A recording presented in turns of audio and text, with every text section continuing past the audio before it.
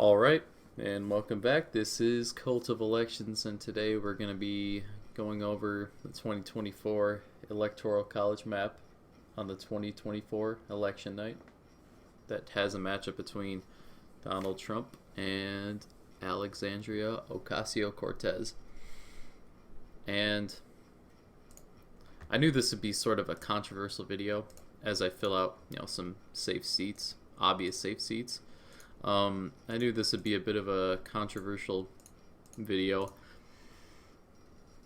because, I figured this might be a little polarizing to some people. And it's true. But I sort of waited to do it until I had some comments on my video. I've had two people sort of call me an idiot. However, they appear to be from both sides of the aisle. So I think that's a bit of accomplishment in itself. Yeah, we're going to put South Carolina in safe.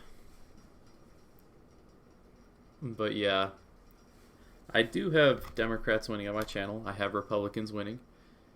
It's just I'm trying to get a lot of diverse things on here, because for the people that say there's basically no chance for Republicans winning, I look at 2020 and how close Trump was to tying. It was what, less than 45,000 votes across 3 states, and then he would have ended up winning. Like, really? And this state, assuming Republicans hold on to Texas and Florida, the map even looks better for Republicans. But yeah, there's some people out there who think that Republicans have no chance at winning, which is not true. And on the flip side, there's people who think that Republicans are gonna sweep it, which the map does not look to be that way at all. We have Kansas, Missouri, South Carolina, places like that moving to the left. You can even put Alaska, maybe Montana in that conversation too. And who knows, maybe by this year, probably not this year, but by then the GOP will have some issues winning these states. They may actually have to delegate resources there. So yeah, I'm gonna move on here. I'm going to put Alaska in the safe column in this scenario. I've mentioned it before. Head-to-head poll matchups say that more progressive Democrats were going to do worse against Trump in 2020, and I don't see why it would change that much in 2024. It might be a little bit better. However, it wouldn't be the best exactly. So for that reason, I'll also put Montana in the safe column. But I think that's it for Republican safe states. Comment on one of my previous videos mentioned Arizona, and Alexandria Ocasio-Cortez being a Hispanic might bring out a lot of Hispanic voters. So I'm not saying Arizona's safe, but I'll throw New Mexico into that column for that reason. However, Colorado and Virginia, because of the whole super progressive thing, I think that will turn off not a lot of voters, but enough to keep it in a likely column instead of a safe one. Which means, yes, Colorado moves to the right slightly. For likely states for Republicans, can throw Iowa and Ohio in this. I can't really see them changing much. Maybe... Actually, well, no, I'd say the margins increase for Trump in this, at least compared to Biden. However, it wouldn't be a substantial amount to bring him to safe state category.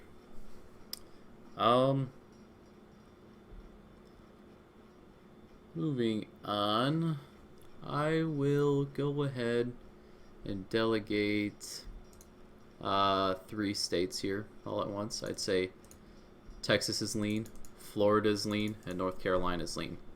Trump won all of these states in 2020, and considering the head-to-head matchups being not so good for more progressive Democrats, and Ocasio-Cortez is pretty much as progressive as they get in America. So I can't really see it flipping Texas, and especially Texas, North Carolina too. I mean, North Carolina was one of those states that voted for Trump twice, and it was a swing state, so I think it would definitely remain about the same. And with Florida, you could say the whole Hispanic thing could come into play, bring out Hispanic voters who finally have a voice in government. However, you have to remember the reason why Floridians did not vote for Joe Biden in 2020, and that would be because Cuban Americans around Miami-Dade County, they were given a picture by Republicans comparing Democrats to socialists, and some of them try and wave it off a little bit, but Alexandria Ocasio-Cortez is not one of them, and that is not going to gain Cuban support back to the Democrat column. It is just not.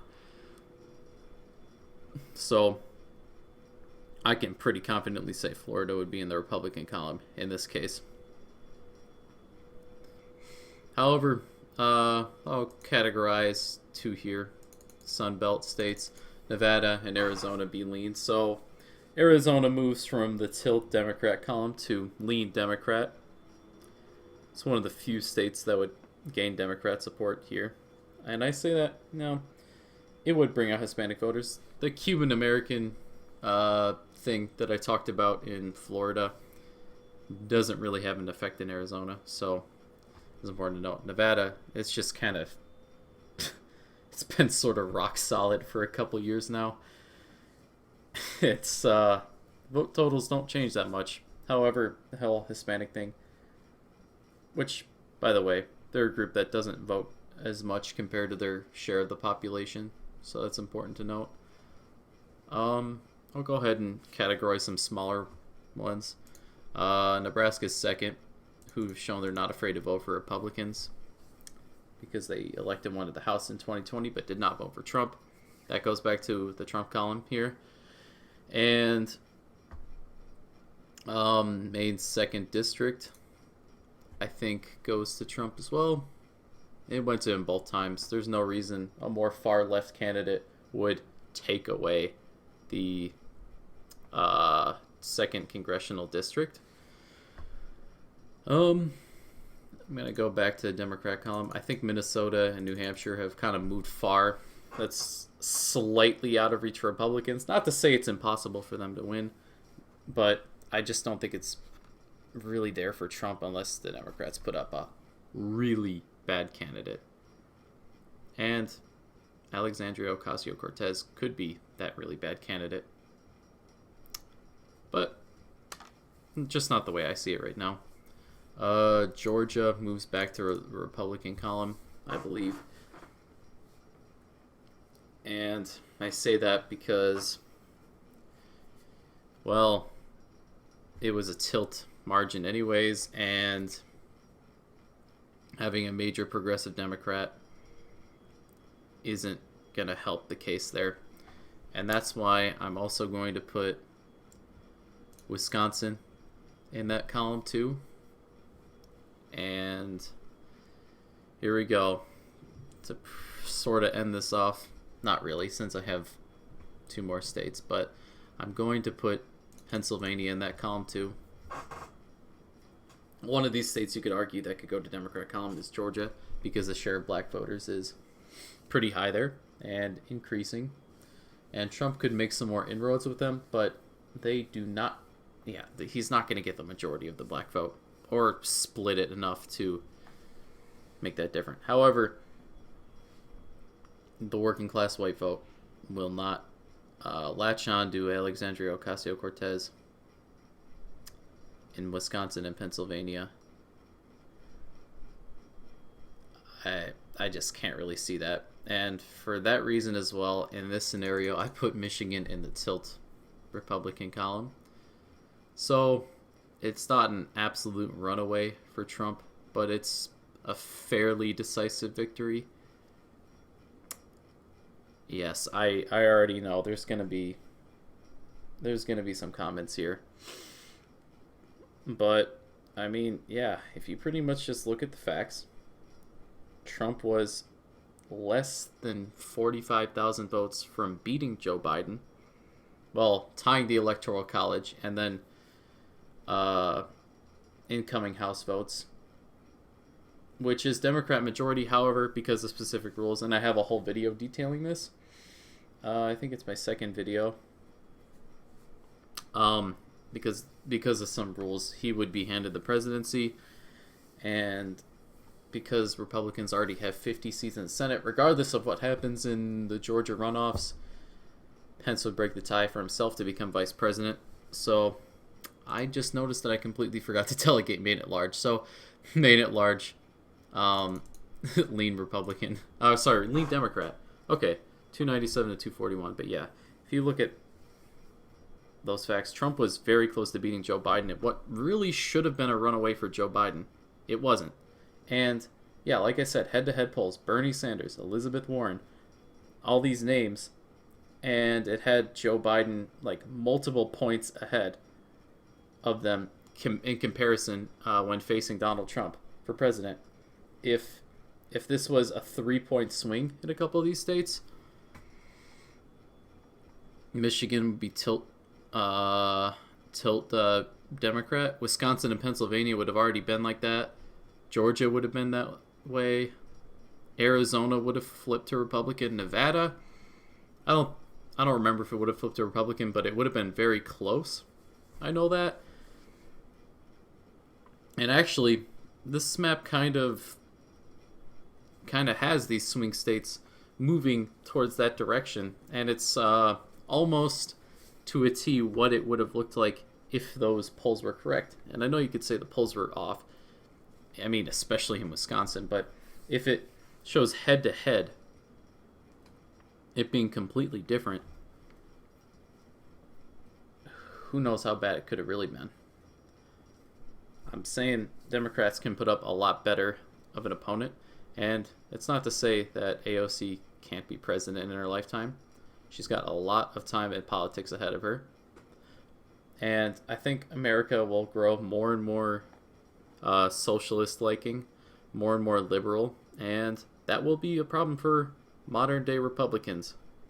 However, today's day, and 4 years from now, it will be a problem to try and sway votes that way. If you think I'm crazy, go ahead, leave a comment. If you like my reasoning or agree with this map, leave a like. And yeah, that's pretty much all I have to say. Like I said, I have Democrats and Republicans winning in other videos, so if you're interested in those, I actually have AOC winning a race against somebody. Not going to say who to spoil the video, but I do have videos with that too. So I think there's challengers where she could win. But anyways, I've kind of went on a couple topics here. Be sure to subscribe for more daily content, and I will see you next time. Peace.